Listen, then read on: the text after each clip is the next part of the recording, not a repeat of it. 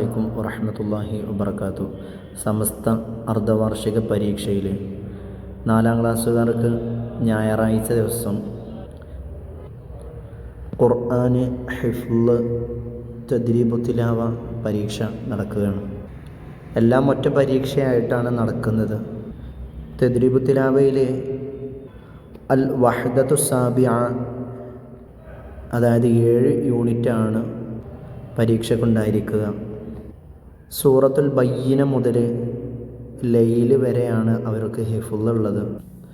അതൊക്കെ അവർ പഠിച്ചു കഴിഞ്ഞതാണ്. എങ്കിലും നമുക്കൊന്ന് ആവർത്തിച്ച് ഓതി നോക്കാം. ശവ്വാൽ മാസത്തിൽ 2ാം ക്ലാസ്സിൽ നിന്ന് കഴിഞ്ഞ ഹിഫ്ളുകൾ ആവർത്തിക്കലായിരുന്നു. ദുൽഖഅദയിൽ സൂറത്തുൽ ബയ്യിനയാണ്. നമുക്കതൊന്ന് ഓതി വെക്കാം. ഇതെല്ലാം പഠിച്ചു കഴിഞ്ഞവരുണ്ടാവും, അവർ ഒന്ന് ആവർത്തിച്ച് ഓതുകയും പഠിക്കാത്തവർ വീണ്ടും വീണ്ടും ഓതുകയും കേൾക്കുകയൊക്കെ ചെയ്താൽ ഉപകാരപ്പെടും. അല്ലാഹു സുബ്ഹാനഹു വ തആല കബൂലാക്കട്ടെ.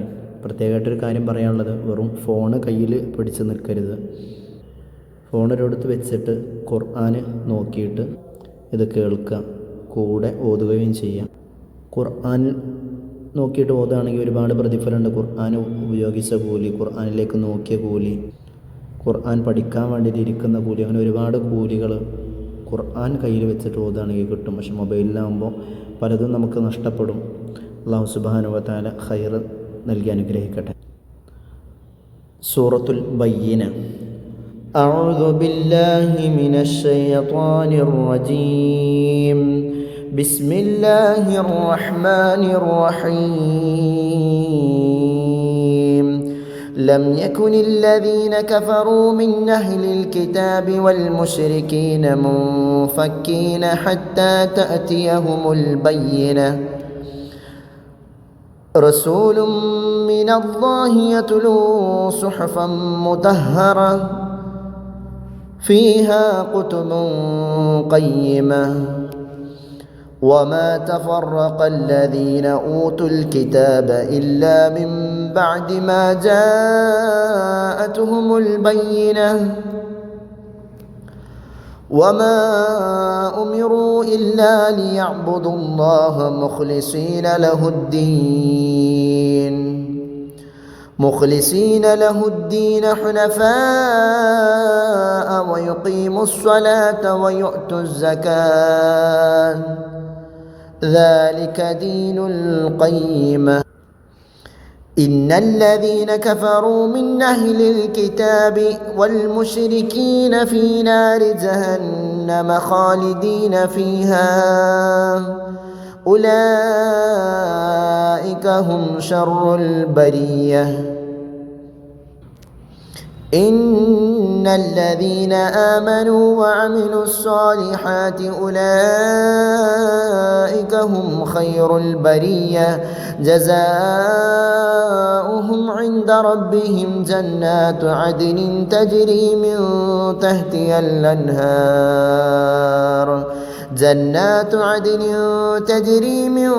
تحتها الأنهار خالدين فيها أبدا رضي الله عنهم ورضوا عنه ذلك لمن خشي ربه. ദുൽഹിജ്ജ മാസത്തിലെ അവരുടെ ഹിഫ്ള് എന്ന് പറയുന്നത് അലഖ് സൂറത്താണ്. അതായത് ഇഖ്റ ബിസ്മി സൂറത്തുൽ അലഖ്. ബിസ്മില്ലാഹിർ റഹ്മാനിർ റഹീം. اقرأ باسم ربك الذي خلق الإنسان من علق اقرأ وربك الأكرم الذي علم بالقلم علم الإنسان ما لم يعلم كلا إن الإنسان ليطغى أن رآه استغنى إن إلى ربك الرجعى أرأيت الذي ينهى عبدا إذا صلى أرأيت إن كان على الهدى أو أمر بالتقوى أرأيت إن كذب وتولى ألم يعلم بأن الله يراه كلا لئن لم ينته لنسفعا بالناصية ناصية كاذبة خاطعة فليدع ناديه سندع الزبانية كلا لا تطعه واسجد واقترب സുബ്ഹാനല്ലാഹി വൽഹംദുലില്ലാഹി വലാ ഇലാഹ ഇല്ലല്ലാഹു അല്ലാഹു. സജദയുടെ ആയത്ത് വരുന്ന സമയത്ത് നമുക്ക് സുജൂദ് ചെയ്യാനും കഴിയാത്തൊരു ഘട്ടമാണ് എന്നുണ്ടെങ്കിൽ അവിടെ സുബ്ഹാനല്ലാഹി വൽഹംദുലില്ലാഹി വലാ ഇലാഹ ഇല്ലല്ലാഹു അല്ലാഹു അക്ബർ എന്നുള്ള ദിക്ർ 3 തവണ ചൊല്ലിയാലും മതിയാകും. മുഹറം സഫർ മാസത്തിൽ നമുക്ക് പഠിക്കാനുണ്ടായിരുന്നത് സൂറത്തുൽ അഅലയാണ്. അതുപോലെ തന്നെ ഗാശിയ സൂറത്താണ്. സൂറത്തുൽ അഅല നമ്മൾ വെള്ളിയാഴ്ച പള്ളിയിൽ ഓതുന്ന സൂറത്താണ്. പലർക്കും പരിചിതമായ സൂറത്താണ്. സബ്ബിഹിസ്മ സൂറത്ത് എന്നാണ് നമ്മൾ പൊതുവെ ഈ സൂറത്തിനെ പറയാറുള്ളത്. അഅല എന്നാണ് ഇതിൻ്റെ പേര്. ബിസ്മില്ലാഹിർ റഹ്മാനിർ റഹീം. സബ്ബിഹിസ്മ റബ്ബിക്കൽ അഅല الذي خلق فسوى والذي قدر فهدى والذي أخرج المرعى فجعله غثاء أحوى سنقرئك فلا تنسى إلا ما شاء الله إنه يعلم الجهر وما يخفى ونيسرك لليسرى فذكر إن نفعت الذكرى سيذكر من يخشى ويتجنبها الأشقى الذي يصلى النار الكبرى ثم لا يموت فيها ولا يحيا قد أفلح من تزكى وذكر اسم ربه فصلى بل تؤثرون الحياة الدنيا والآخرة خير وأبقى إن هذا لفي الصحف الأولى صحف إبراهيم وموسى. سورة الغاشية. بسم الله الرحمن الرحيم. هل أتاك حديث الغاشية وجوه يومئذ خاشعة عاملة ناصبة تصلى نارا حامية تسقى من عين آنية ليس لهم طعام إلا من ضريع لا يسمن ولا يغني من جوع وجوه يومئذ ناعمة لسعيها راضية في جنة عالية لا تسمع فيها لاغية فيها عين جارية فيها سرر مرفوعة وأكواب موضوعة ونمارق مصفوفة وزرابي مبثوثة أفلا ينظرون إلى الإبل كيف خلقت وإلى السماء كيف رفعت وإلى الجبال كيف نسبت وإلى الأرض كيف سطحت فذكر إنما أنت مذكر لست عليهم بمسيطر إلا من تولى وكفر فيعذبه الله العذاب الأكبر إن إلينا إيابهم ثم إن علينا حسابهم. റബീഉൽ അവ്വൽ മാസത്തിലെ ഹിഫ്ളായിട്ട് വരുന്നത് സൂറത്തു ഷംസാണ്. അത് നോക്കി നോക്കാം.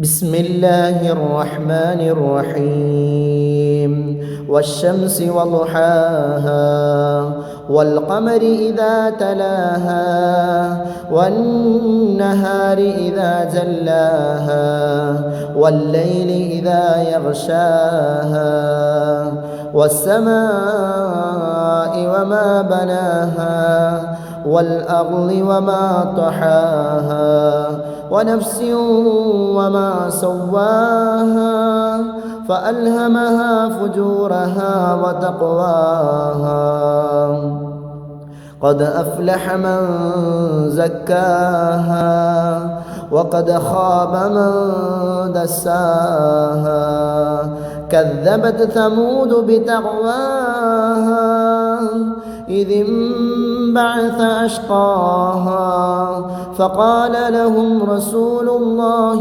ناقة الله وسقياها فكذبوه فعقروها فدمدم عليهم ربهم بذنبهم فسواها فدمدم عليهم ربهم بذنبهم فسواها ولا يخاف عقباها. റബീഉൽ ആഖിർ മാസത്തിലെ സൂറത്തുൽ ലൈൽ ഇതായിരുന്നു ഹിഫ്ള്. അതൊന്ന് ഓതി നോക്കാം. ബിസ്മില്ലാഹിർ റഹ്മാനിർ റഹീം والليل إذا يغشى والنهار إذا تجلى وما خلق الذكر والأنثى إن سعيكم لشتى وأما من أعطى واتقى وصدق بالحسنى وسنيسره لليسرى وأما من بخل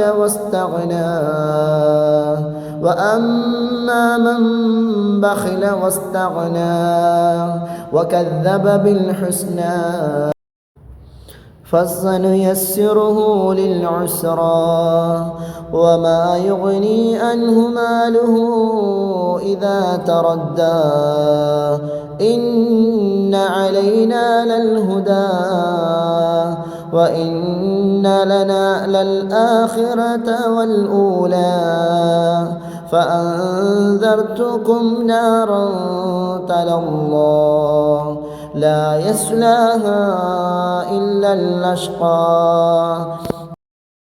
كذب وتولى وسيجنبها الأتقى الذي يؤتي ماله يتزكى وما لأحد عنده من نعمة تجزى إلا ابتغاء وجه ربه الأعلى ولسوف يرضى. صدق الله العلي العظيم صدق بنا رسول النبي الكريم. ഇതുവരെയാണ് 4ാം ക്ലാസ്സുകാരുടെ ഹിഫ്ള്. ഇൻഷാ അല്ലാഹ് അടുത്ത വീഡിയോയിൽ തദ്രീബു തിലാവ അതിലെ പ്രധാന ഭാഗങ്ങളും അതിൽ വരാൻ സാധ്യതയുള്ള ക്വസ്റ്റ്യൻസ് നമുക്ക് ചർച്ച ചെയ്യാം. ഹിഫ്ളിൻ്റെ പരീക്ഷയ്ക്ക് മറ്റൊന്ന് ചോദിക്കാൻ സാധ്യതയുള്ളത്, ഇത് കഴിഞ്ഞ വർഷം അതായത് പുസ്തകം മാറുന്നതിന് മുമ്പുള്ള 4ാം ക്ലാസ്സുകാരുടെ വാർഷിക പരീക്ഷൻ്റെ പേപ്പറാണ്. അതിൽ അത്തഹിയാത്തിൻ്റെ അവസാന ഭാഗത്ത് നിന്നാണ് ചോദിച്ചിട്ടുള്ളത്. അത്തഹിയാത്തിൻ്റെ ദുആയിൽ നിന്നാണ് ചോദിച്ചിട്ടുള്ളത്. അല്ലാഹുമ്മ ഗഫിർ ലി മാ ഖദ്ദംതു, അവിടെ മുതൽ അദാബിന്നാർ വരെയാണ് ചോദിച്ചിട്ടുള്ളത്. ഇത് വളരെയധികം സാധ്യതയുള്ള ഒരു ഭാഗമാണ്, സാധ്യതയുള്ളതാണ്. അത്തഹിയാത്ത്, സ്വലാത്ത്, ദുആ പ്രത്യേകം മനസ്സിലാക്കി വെക്കണം. നമുക്കൊക്കെ അറിയുന്നതാണ്. അതുപോലെ തന്നെ ഖുനൂത്തും ചോദിക്കാൻ സാധ്യതയുള്ളതാണ്. നമ്മുടെ ഫിഖ്ഹിൻ്റെ പുസ്തകത്തിൽ നമുക്ക് ഓർമ്മിക്കാമെന്ന് പറഞ്ഞ് ചില സ്ഥലങ്ങളിൽ അത്തഹിയാത്ത് അതിൻ്റെ ദുആ കാര്യങ്ങളൊക്കെ വന്നിട്ടുണ്ട്. അപ്പോൾ അതുകൂടെ നമുക്ക് എന്താക്കണം, മനസ്സിലാക്കി വെക്കണം. സാധ്യത വളരെ കൂടുതൽ. അതുപോലെ കഴിഞ്ഞ പ്രാവശ്യത്തെ പരീക്ഷയ്ക്കൊക്കെ വന്നിട്ടുള്ളത് നമ്മുടെ തദ്രീബു തിലാവയിലെ ദിക്റുകളാണ്. ലാ ഇലാഹ ഇല്ലാ അൻത സുബ്ഹാനക ഇന്നി കുന്തു മിനൽ ളാലിമീൻ റബ്ബനാ ആമന്നാ ഫഗ്ഫിർ ലനാ വർഹംനാ വഅൻത ഖൈറുർ റഹീം ഇതുപോലെ നമ്മൾ പരിചയപ്പെട്ട തദ്രീബ് തിലാവയിലുള്ള ദിക്റുകളാണ് മറ്റൊന്ന് സാധ്യത ഉള്ളത്. ഇതൊക്കെ ഒന്ന് നോക്കി വെക്കുക. ഏറ്റവും കൂടുതൽ നിസ്കാരത്തിൻ്റെ കാര്യങ്ങൾ നമ്മൾ പാഠങ്ങളിലും മറ്റും പഠിച്ചതൊക്കെ വരുള്ളൂ. ദുറൂസുൽ ഇഹ്സാനിലും പറഞ്ഞതൊക്കെ നോക്കുന്നത് നല്ലതാണ്. അള്ളാഹു ഖൈർ നൽകി അനുഗ്രഹിക്കട്ടെ. നാം കേട്ടതും പറഞ്ഞതും പഠിക്കുന്നതൊക്കെ ഒരു സ്വാലിഹായ അമല